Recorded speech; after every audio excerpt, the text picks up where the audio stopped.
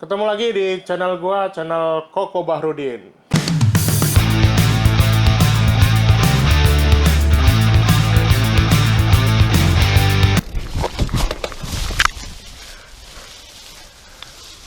Selamat pagi, selamat siang, selamat sore, tergantung nanti videonya diupload jam berapa, gitu kan. Kali ini gua ingin membahas tentang yang namanya group set. Jadi gua akan punya seri group set. Kali ini gua akan bahas tentang part-part yang ada dalam sebuah group set gitu. Jadi suatu group set itu ada apa aja sih gitu kan. Nah, itu akan coba gua bahas kali ini. Kenapa gua membahas ini gitu. Mungkin orang sudah banyak yang membahas ini, tapi gua ingin membantu orang-orang yang sering bertanya gitu kan. Sering kejadian misalnya di grup Facebook gitu kan, grup Facebook sepeda gitu kan, ada banyak. Saya sebagian juga ikut. Ada beberapa juga yang saya sudah left. Mungkin kalian tahu saya left dari grup Facebook sepeda apa gitu kan. Itu orang sering banyak, Om, kalau saya upgrade spooketnya jadi Alivio, tadinya Tourni, apa aja sih Om yang harus di-upgrade misalnya gitu. Nah, banyak juga yang menanya gitu kan, misalnya shifternya perlu di-upgrade nggak Om?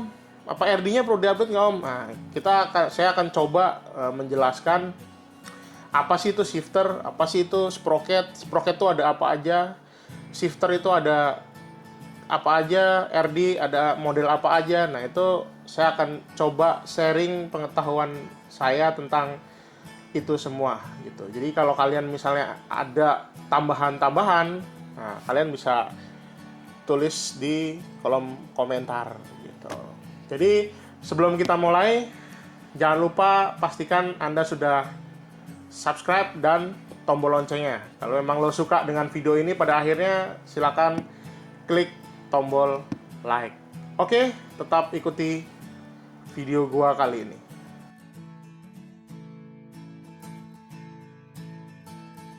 Yang pertama adalah yang namanya rear derailleur, atau orang biasa bilang disebut sebagai RD gitu kan. Apa sih RD itu gitu? Mungkin semua orang udah mulai tahu gitu. RD itu adalah sebuah alat untuk memindahkan gigi belakang.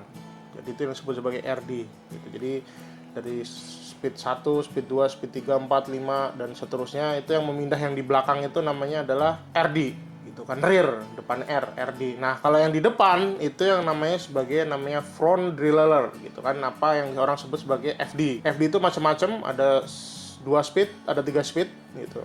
Nah, kalau RD itu bisa banyak speed. Maksimal yang pernah gue dengar sekarang adalah 13 speed gitu kan. Paling rendah itu 6.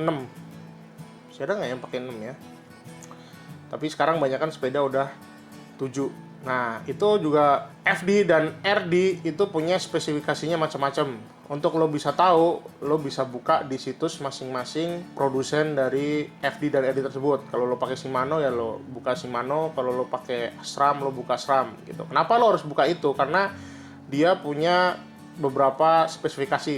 Saya kasih contoh dulu satu ya. FD itu macam-macam. Ada tarikan atas, ada tarikan bawah, ada tarikan samping gitu. Jadi itu juga harus menyesuaikan frame kalian gitu kan. Jadi frame-nya itu samping, atas, atau bawah tarikannya gitu. Jadi kita nggak bisa beli sembarangan. Belum kita bicara soal mountingnya. Mountingnya juga beda-beda. Gimana cara mastinnya? Lo buka situs produsen FD tersebut gitu. Nah, untuk RD gitu, itu juga sama. RD punya spesifikasinya macam-macam. Lo bisa buka. Biasanya kalau gua selalu sebelum gua beli atau apa, gua selalu buka di situs providernya gitu. Soalnya kalau Shimano ya ke Shimano, SRAM ke SRAM gitu. Nah, FD ini biasanya dia punya RD ini biasanya dia punya spesifikasi pertama tit. Maksimum titnya berapa? Gigi maksimum belakang itu berapa? Gigi sprocketnya paling kecil itu berapa? Paling besar itu berapa? Dan paling kecil juga berapa, biasanya ditulis juga gitu kan. Nah, itu kita bisa lihat di situ. Jadi kita bisa nantinya memperkirakan sprocket kita maksimal itu titnya berapa gitu. Jadi biasanya kalau di Shimano dibagi dua, ada short cage sama medium cage. Seingat saya short cage, medium cage, atau medium cage sama long cage gitu. Pokoknya antara dua itu. Tapi kita cukup sebenarnya bisa lihat di situsnya aja dia maksimum titnya berapa. Misal saya beli Deore nih, Deore 10 speed. Nah, itu ada dua, ada yang maksimum titnya 36, ada yang maksimum titnya bisa sampai 42. Nah, itu juga harus kita cek gitu di situs Shimano-nya gitu. Apa yang terjadi kalau kita memaksakan RD yang misalnya di maksimal 36 tit, terus kita paksa di 42 tit maksimumnya gitu. Nah, apa yang terjadi? Yang terjadi si RD-nya nggak bakalan bisa naikin rantainya sampai ke tit yang terbesar. Lalu solusinya apa? Solusinya memasang yang namanya Goatlink gitu kan. Jadi disambung tuh dari yang namanya hanger, terus pasang Goatlink, terus pasang RD gitu. Berfungsi. Secure tergantung nantinya gimana. Kalau menurut gue itu kurang secure karena dari rear end aja udah panjang, ditambah lagi Goatlink baru ke RD gitu. Itu menurut gue sangat beresiko RD-nya nyangkut, baik nyangkut rantai atau nyangkut di track. Itu aja sih gitu. Nah itu soal FD dengan RD. Jadi lo harus pastikan bahwa lo sudah tahu itu sesuai apa enggak dari situs produsennya.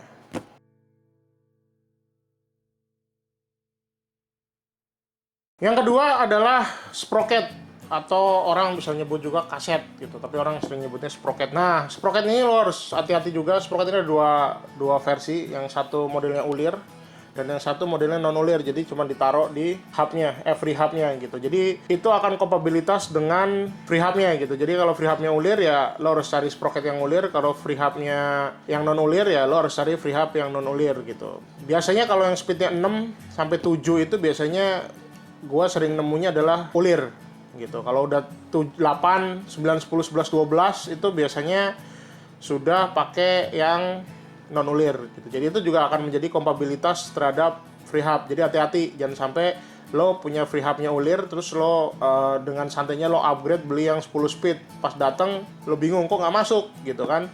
Ternyata free hubnya harus diganti. Ini sering kejadian nih di grup juga, orang udah beli terus salah. Nah, ini sering juga nih, lo harus hati-hati.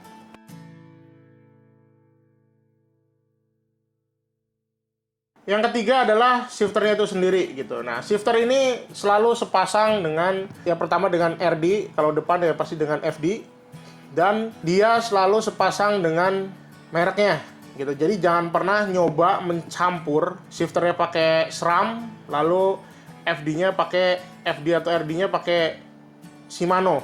Nah, itu suka nggak cocok gitu. Sama kayak Shimano sama LTW misalnya. Nah, itu juga nggak cocok. Tapi kalau sesama merek, misalnya saya pakai RD-nya Alivio 9 speed gitu kan, terus saya pengen bikin murah, saya shifternya supaya murah, saya shifternya pakai Acera yang 10 speed, itu bisa gitu. Tapi lo jangan coba-coba SLX 11 speed RD-nya terus shifternya pakai SRAM NX atau SRAM SX, itu pasti akan sangat susah lo untuk shiftingnya gitu, karena RD-nya itu biasanya RD dan FD-nya itu sudah sepasang tuh, apa namanya, ada rasio tarikannya istilahnya kalau di FD dan RD itu. Nah, itu jangan pernah nyoba itu dicampur. Itu nggak cocok biasanya gitu. Jadi perhatikan soal shifter juga gitu. Jadi tanya gini, misal gue upgrade nih om dari 9 speed ke 10 speed, shifternya perlu diganti nggak? Sangat perlu gitu, karena shifter itu yang akan mindahin gitu. Kalau lo tetap pakai shifter 9 ya lo akan mindahin cuma bisa 9 kali, nggak bisa 10 kali. Itu juga harus diperhatikan.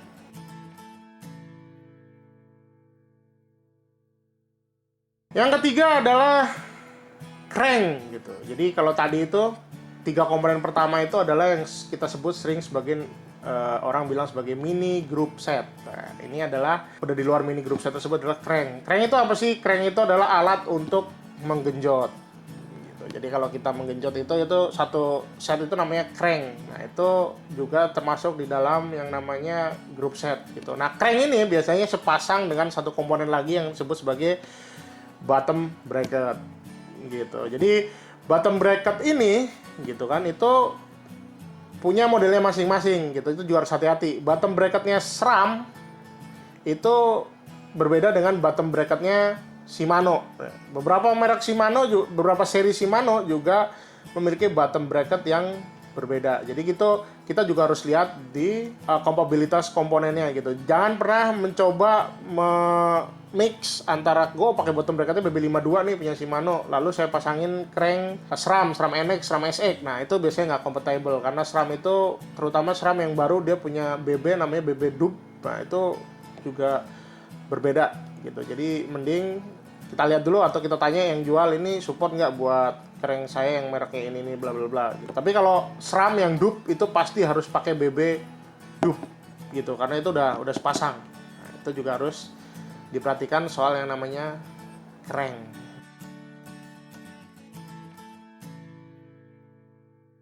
Yang berikutnya adalah yang namanya brake set. Nah, brake set ini sebetulnya salah satu komponen di sepeda yang menurut gua paling penting gitu, karena ini adalah salah satu fitur security yang presentasinya paling besar untuk security gitu. Semakin bagus brake set kita, maka kita semakin bisa kenceng di track gitu. Kenapa? Semakin bagus group set, maka dia akan semakin presisi dalam melakukan rem gitu kan. Jadi lo merem dadak, ngerem ini tuh dia lebih presisi. Dan ada beberapa fitur-fitur lain yang menurut gua asik gitu. Contohnya adalah feathering gitu kan. Kalau kita coba kita perhatikan ada Shimano MT200 itu salah satu rem yang nggak ada featheringnya. Jadi kalau remnya cuman berhenti sama nggak berhenti gitu. Ketika kita naik ke misalnya kayak Deore atau SLX atau seterusnya itu ada feathering. Jadi kita bisa sedikit itu ngeremnya dikit, kalau banyak ngeremnya banyak. Nah itu juga fitur yang menarik untuk yang namanya brake set. Jadi brake set itu lo pada tahu lah itu soal rem. Nah itu kalau rem juga kompatibilitasnya juga ada, dan kita nggak bisa mix misalnya levernya pakai SRAM terus rem belakangnya pakai Shimano, mungkin bisa tapi nggak optimal gitu.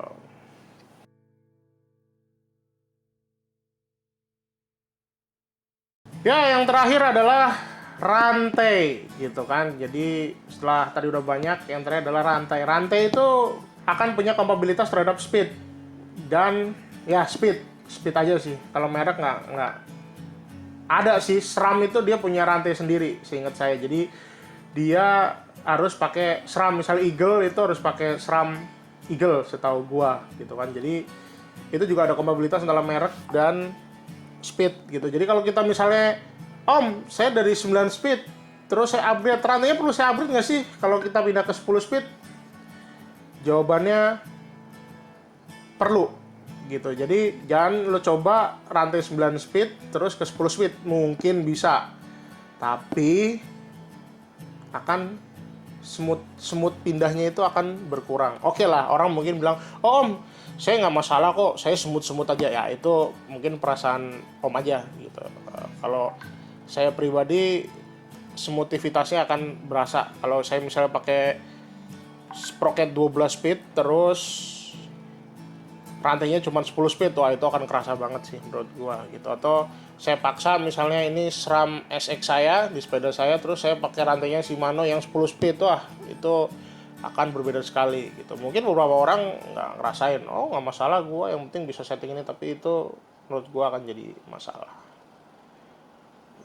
Ya, itu tadi sharing gua tentang yang namanya group set gitu. Jadi sharing aja, gua nggak menggurui kalian atau gua menjadi lebih pintar daripada kalian, tidak. Gua hanya menge-share apa pendapat gua, apa yang gua ketahui tentang group set tersebut gitu. Jadi penting untuk kalian mengetahui sebelum kalian melakukan upgrade. Jangan kalian cuma pengen lihat lalu kalian beli, habis itu dipasang nggak cocok. Itu lebih akan mengeluarkan biaya lebih besar buat kalian. Oke, terima kasih udah nonton vlog gua. Kalau lo memang suka, gue ingetin lagi, lo klik tombol like.